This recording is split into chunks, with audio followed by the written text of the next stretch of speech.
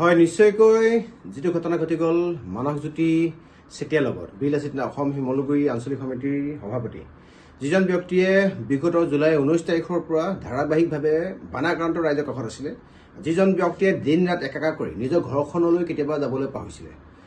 নাজিয়া, হলাংকাথনি, খনিকৰ গাঁও বা পৰ্যায় বস্তি, চন্তক বিহুবৰ সেই আশে পাশে যিসকল ব্যক্তি খুব বেয়াকৈ বিভীষিকাত বিধ্বস্ত হৈছিলে, সেইসকল ব্যক্তিৰ কাষত দিনে ৰাতিয়ে কাম কৰিছিলে।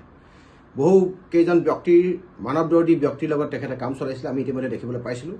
আৰু ময়ো বহুবাৰ লগ পাইছিলোঁ কাম কৰাৰ মাজতে। MJ চেতিয়াক কি কাৰণে হত্যা কৰা হ'ল? প্ৰথমতে যিদিনাখনি দেওবাৰ দিনাখনি হোৱা ঘটনাটোত সকলোৱে ভাবিলে যে ই এটা দুৰ্ঘটনা, কিন্তু সেই দুৰ্ঘটনা দুদিনৰ আগত আতাউৰ ৰহমান বুলি কোৱা এজন ব্যক্তিয়ে, তাৰে এজন চন্তকৰ এজন ব্যক্তিয়ে যেতিয়া বানৰ বিভীষিকাত ঘৰটো তেখেতৰ উটি গুচি গ'ল, তেখেতে আহি এটা তেল ডিপুত অস্থায়ীভাৱে তেখেতে বসবাস কৰি আছিলেহি। তাতে ইমদাদ আলীৰ লগত বিলাসিত অসম বিভিন্ন প্ৰান্তৰ ব্যক্তিসকল, দল সংগঠনে লগ লাগি, স্থানীয় ৰাইজ আৰু বহু শুভচিন্তক ব্যক্তিয়ে লগ লাগি প্ৰশাসনৰ সহযোগিতাত তেওঁ যিডোখৰ জেগাত ঘৰ আগতে আছিলে সেইডোখৰ জেগাত ঘৰটো বনাবলৈ গৈছিলে। দেখিলে যে তাত কোনোবা ব্যক্তিয়ে অবৈধভাৱে বেদখল কৰি ঘৰ সাজি পেলাই তাত বসবাস কৰি আছে, আৰু সেইসকল সন্দেহযুক্ত ব্যক্তিৰ বিষয়ে ইতিমধ্যে বিলাসিত অসমৰ মজিয়াৰ পৰা কেন্দ্ৰীয় সমিতি আমাৰ প্ৰশাসনিক সচিব শৃংখল চলিহাই ব্যক্ত কৰিছে তেওঁলোকৰ নাম।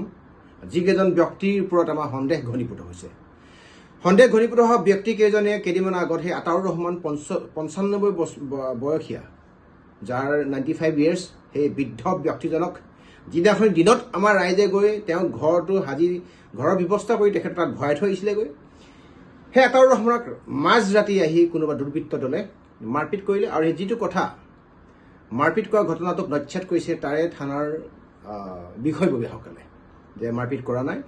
আৰু এই ঘটনাবিলাক যিবিলাক ঘটনা পৰিঘটনা ঘটি আছে, দুদিনৰ আগত MJ চেতিয়াৰ দেওবাৰে ঘটনাটো সংঘটিত হৈছে, যিটো প্ৰথমতে দুৰ্ঘটনা বুলি আপোনাৰ ৰূপ দিয়া হৈছিলে। সেই ঘটনাটো ঘটা কেইদিনমান আগত হোৱা ঘটনাটো এই আতাউৰ ৰহমানক মাৰপিট কৰা দুৰ্বৃত্তক কিন্তু চন্তক থানাই বা অসম পুলিচ প্ৰশাসনৰ সেই উক্ত এৰিয়াৰ বিষয়াসকলে কৰায়ত্ব বা গ্ৰেপ্তাৰ কৰিবলৈ সক্ষম নহ'ল। কথাটো মই পিছলৈ আহিছোঁ, MJ চেতিয়াক হত্যা কৰা হ'ল বুলি অসমৰ বিভিন্ন প্ৰান্তৰ দল সংগঠনকে আদি কৰি বিজ্ঞ ব্যক্তিসকলে ইতিমধ্যে ইয়াত আশ্বস্ত হৈছে আৰু পতিয়ন যাব পাৰিছে যে এইটো এটা হত্যাকাণ্ড, পৰিকল্পিত হত্যাকাণ্ড। কাৰণ দুদিনৰ আগত যি আতাউৰ ৰহমানৰ ঘৰৰ যি মাটিক সীমা কেন্দ্ৰিক বিবাদ, ঘৰ কেন্দ্ৰিক বিবাদ, মাটি কেন্দ্ৰিক বিবাদ আছিলে, তাত সন্মুখৰ পৰা নেতৃত্ব লৈছিলে মানসজ্যোতি চেতিয়া বা MJ চেতিয়া বুলি যি কয় বিলাসিত নামৰ সৈনিকজনে। আৰু সেই ব্যক্তিসকল, যিসকল ব্যক্তিয়ে আতাউৰ ৰহমানৰ মাৰপিটৰ ঘটনাৰ লগত জড়িত হৈ আছিলে, সেই ব্যক্তিসকলে MJ চেতিয়াক এই হত্যাকাণ্ডৰ লগত জড়িত হৈ শেষ কৰি পেলালে নেকি? প্ৰথমতে পৰিকল্পিত এটা দেখাব বিচাৰিছিলে যে দুৰ্ঘটনা, এই দুৰ্ঘটনাটোক আমি ইতিমধ্যে গম পালোঁ যে পৰিকল্পিত হত্যাকাণ্ড এটা কাণ্ড হ'ব যে এটা স্পীড ব্ৰেকাৰ পাৰ হোৱাৰ পিছত যদি কিবা কাৰণে এক্সিডেণ্ট হয়, মানুহজন নিয়ে বাই স্পীড ব্ৰেকাৰ বা বাইকখনৰ কাষতে থাকিব। তেখেত এখন আপোনাৰ সৰু বাইক এখন, যিখন বাইকৰ স্পীড খুব বেছি নাছিলে। মই এটা CCTV কেমেৰা আপোনাৰ ভিডিঅ' ফুটেজ দেখাব বিচাৰিছোঁ। এইটো চাওক, এইটো CCTV কেমেৰা ফুটেজ। এখন বাইক গৈছে, বাইকখনৰ পাছে পাছে এই আহি থকা এই ল'ৰাজনে হ'ল মূৰত গামোচা মাৰি, এজনে MJ চেতিয়া। এখন বাইকৰ স্পীডটো কেতিয়াও কোনো কাৰণত 25-30 ওপৰত হ'ব নোৱাৰে।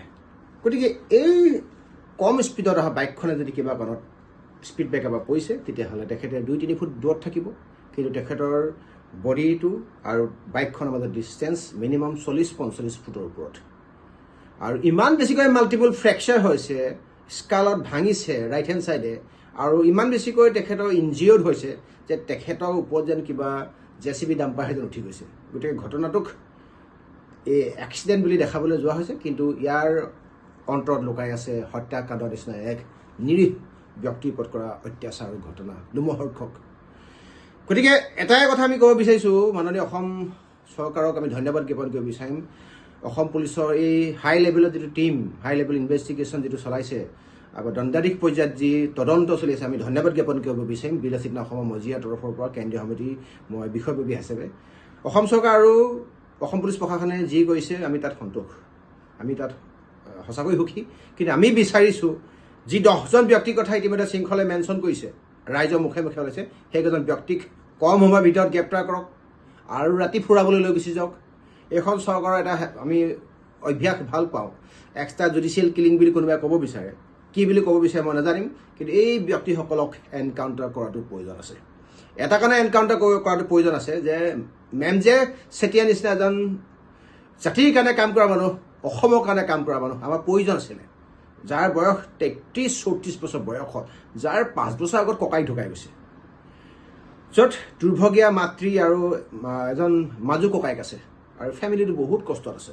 অসমৰ মাননীয় মুখ্যমন্ত্ৰী মহোদয় আপোনাক হাতযোৰ কৰি পেলাই মই অনুৰোধ কৰিব বিচাৰিছোঁ, তাৰে স্থানীয় বিধায়ক ময়ূৰ বৰগোহাঁই ডাঙৰীয়াক, তাৰে মন্ত্ৰী বিমল বৰা ডাঙৰীয়াক আপোনালোকে এটা এনেকুৱা এটা সিদ্ধান্ত লওক, যিটো সিদ্ধান্তৰ কাৰণে সেই ঘৰখনে যাতে আৰ্থিকভাৱে যাতে অসুবিধাত ভুগিবলগীয়া নহয়। এমজে চেতিয়াই বহুত ফিনেন্সিয়েলি বেয়া কণ্ডিশ্যনত আছিলে, যাৰ তাৰ পৰা শেহতীয়াভাৱে ধাৰ ধুই কৰি পিনে চলি আছিলে, কাৰণ দিনৰ দিনটো ৰাইজৰ কাম কৰে, জাতিৰ কাম কৰে, হাতত টকা পইচা নাথাকে।